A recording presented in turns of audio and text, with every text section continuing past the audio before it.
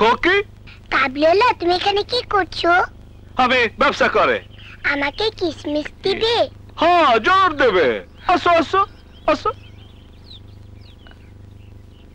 আ আ হা হা।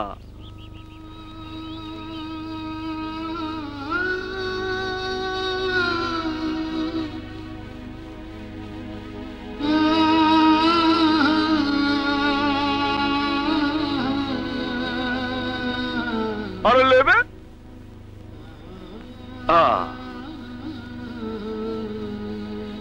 কাবলিওয়ালা, আমাদের বাড়িতে এসো কিন্তু। হ্যাঁ, জরুর আসবে, জরুর। এসো, চলো।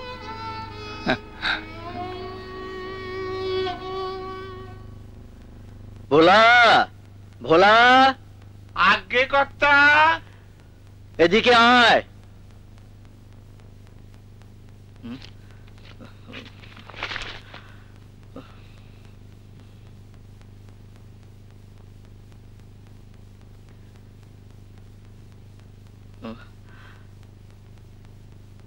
কই রে ভোলা?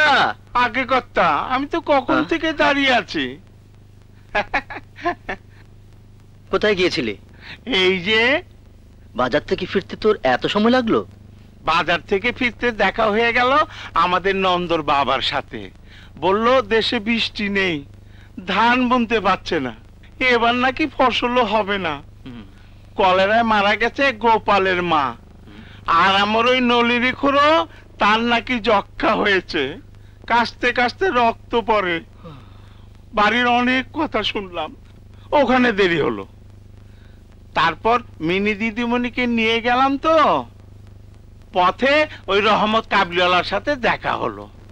মিনি দিদিমণি তার সাথে গল্প করলো, কথা বললো, সেখানে দেরি হলো। আর ডাক দিতেই তুই বাজার নিয়ে ঘরে ঢুকলি। বাজার নামাতে পারলাম কই, ডাক দিলেন চলে এলাম। নামাতে আর কত সময় লাগতো? ঝুড়িটা তো রেখে আসতে পারতি। বাজার নামিয়ে পচার মাকে বোঝাতেই তো অনেক সময় লাগে। তা কি জন্য ডাকলেন কর্তা? কিছু লাগবে? এক কাপ চা হলে ভালো হতো রে। এখনো দেয়নি চা? আস্তে দিয়েছে, নিয়মিত যা দেয় সেটা দিয়ে গেছে। এটা বাড়তি, বুঝলি? না, এখন দুপুরে রান্না চলবে, বুঝলে? চা হবে না। ব্যাপারটা তোমাকে বলা হয়নি। যদি পারে। না, যদিও পারবে না। ভোলা, তোর কোন বুদ্ধিতে তুই বাজার নিয়ে ঘরের মধ্যে ঢুকলি? তোদের নিয়ে আর পারছি না বাপু। দিলি তো ঘরটা নোংরা করে। আহা, ওর কোনো দোষ নেই। আমি ওকে ডেকেছিলাম বাজার থেকে কি কি আনলো সেটা দেখার জন্য, আর দুপুরের খাবারের সম্ভাব্য তালিকাটা বোঝার জন্য। হয়েছে হয়েছে, ভোলা যা তো। শোনো, প্রকাশক খবর দিয়েছে 7 দিনের মধ্যেই লেখাটা দিতে হবে। ওরা এ মাসের মধ্যেই উপন্যাসটা বের করতে চাচ্ছে। কিন্তু হঠাৎ লেখাটা একটা জট লেগে গেল। সেই জট তো আমি খুলতে পারবো না। সেটা খুলতে হলে তোমাকেই খুলতে হবে, কারণ তুমি এটার লেখক, তুমিই গল্পটা তৈরি করেছো। তুমি সহযোগিতা করতে পারো।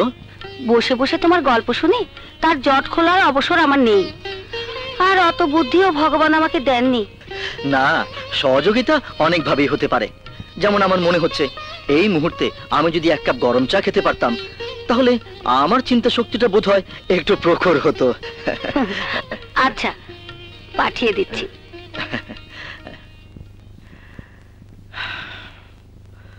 হুম।